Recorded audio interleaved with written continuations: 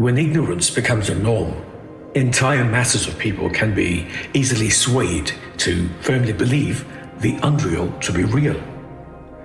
The crucial factor in society that enables a select few to manipulate their minds is the ignorance of the masses, which basically stems from blind beliefs that numb their brains and sheer laziness to make a move to get out of ignorance.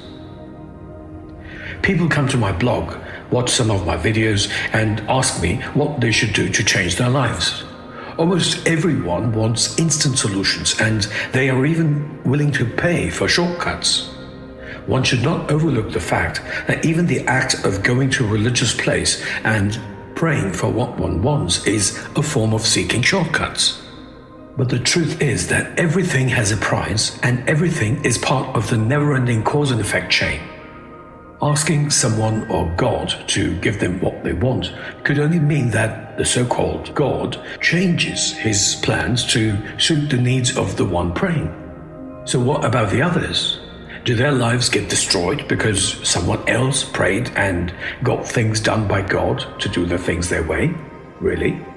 So what happens when two entities at war with each other pray to the same God? Who do you think God will bless with special favors?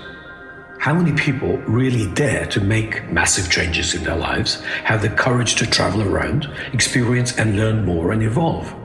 Krishna says in Shloka 7:19, therefore, after innumerable births, the one who has perfected his or her wisdom, understanding fully my universal reality, surrenders to me, and such an individual is very rare. So, with a default state of mind of wanting to maintain the status quo, people tend to look for easy ways out, shortcuts, middlemen and women who can help them achieve success through the short path, which is a form of corruption or fraud. It is because people want something without really working for it. When did Krishna say in the Srimad Bhagavad Gita to go to his temples, perform meaningless rites and rituals with the mammary milk of poor voiceless animals, sing songs in his praise, chant mantras the whole day and do nothing else? The clear instruction in the second chapter is that you only have the right to work, but never to claim its results. The results of your actions should never be your motive. But at the same time, you should not be attached to inaction. Then why do people perform religious rites to fulfill personal desires? Vedanta and the Srimad Bhagavad Gita. Shloka 1866 of the Srimad Bhagavad Gita does not mean that one should have blind belief in Krishna. Krishna says in 1866, giving up all your ideas of righteousness or religion, take complete refuge in me. I will liberate you from all sinful reactions, do not fear. It means give up all the nonsensical ideas you might have in the name of religion, and by adopting the logical analysis and reasoning provided throughout until the 18th chapter, become one with Krishna. The entire purpose of the Srimad Bhagavad Gita is to guide people to shed their false beliefs and take to a rational study of truth. The process is very simple with 3 stages. 1. Siddhanta, a question, idea, concept or theory. That's where you begin. 2. Sadhana, the means to study, including reading, listening, researching, analyzing, debating, etc. 3. Siddhi, final understanding, internalization and experience, known as anubhava in Sanskrit. Scientists don't believe anything without evidence, do they? Remember that Vedanta is the science of all sciences. Reason and logic in the Srimad Bhagavad Gita. The Srimad Bhagavad Gita talks about reason and logic and never about belief. Shloka 13.4 or 13.5 in some editions. Great sages have sung about the absolute truth in various ways. They have stated the truth in Vedic hymns and have described it in the Brahma Sutras through reason and logic with unambiguous evidence.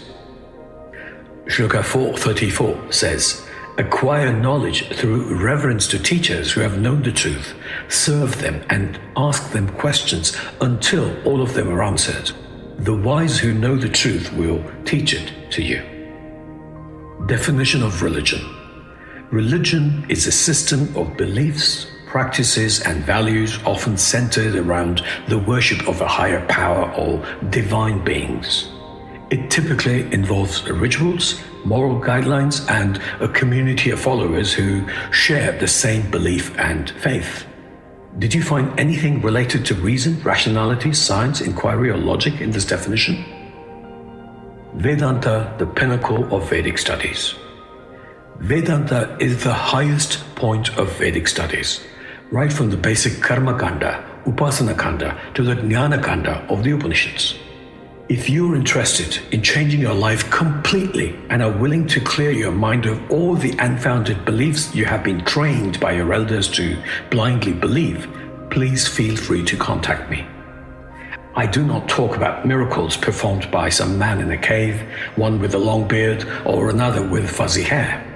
Out here, it is pure Advaita Vedanta, non-dual Vedanta, and the compact and best manual for attaining the highest understanding of the non-dual, all-pervading self is the Srimad Bhagavad Gita. A real shift to Vedanta is a complete change with no traces of illogical or irrational ideas sticking in the mind in the name of belief, astha, religion, or whatever. Before you heal someone, ask him if he's willing to give up the things that make him sick, said Hippocrates.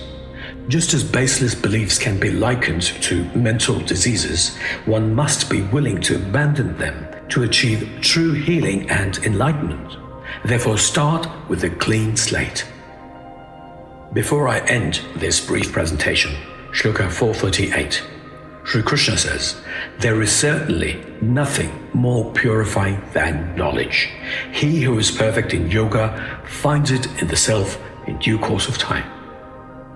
Thank you. Jai Shri Krishna.